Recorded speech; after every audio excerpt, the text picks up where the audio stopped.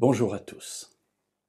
Terminons aujourd'hui, si vous le voulez bien, notre courte série sur cette rencontre entre Jésus et cet aveugle de naissance qu'il vient de guérir, et ce groupe de pharisiens qui est là et qui interpelle Jésus alors qu'il vient de dire qu'il est venu pour un jugement, pour que ceux qui voient ne voient plus et que ceux qui ne voient pas puissent voir.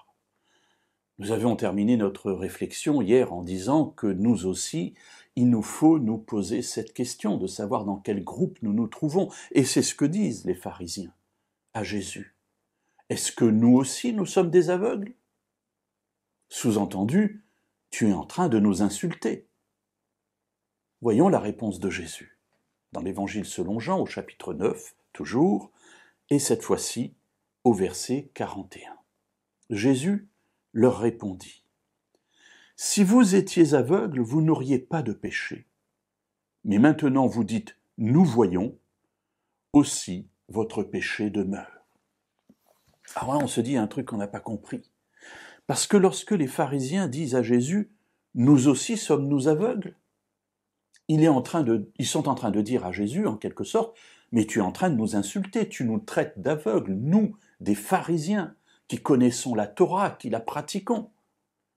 Et la réponse de Jésus est interpellante parce qu'il dit : non, je ne suis pas en train de vous insulter et vous traiter d'aveugle. Si vous étiez aveugle, mais vous n'auriez pas de péché. Mais votre problème, c'est que vous dites justement : nous voyons. Il est là votre problème. Et comme vous dites : nous voyons, eh bien votre péché demeure. Qu'est-ce que Jésus veut dire ici ? Bien, en fait, c'est très simple. Celui qui se sent aveugle, celui qui se reconnaît aveugle, peut se tourner vers Jésus et recevoir de lui la délivrance, la guérison, comme cet aveugle de naissance l'a eu de la part de Jésus. Mais celui qui se considère comme étant juste, comme n'ayant pas besoin d'être guéri par Jésus, comme n'ayant pas besoin de recevoir de lui ce miracle de la conversion, du changement de vie, eh bien celui-ci demeure dans son péché. Alors en fait, ce que les pharisiens considéraient comme une insulte, sommes-nous, nous aussi, des pécheurs, aurait dû être pour eux, au contraire, une bouée de sauvetage. Oui, nous nous considérons comme pécheurs, alors sauve-nous. Et Jésus leur dit : mais vous n'en êtes pas là.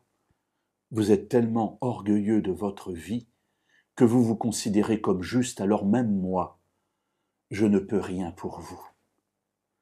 Alors heureux ceux qui se considèrent comme aveugles devant Dieu, parce que Dieu peut les guérir.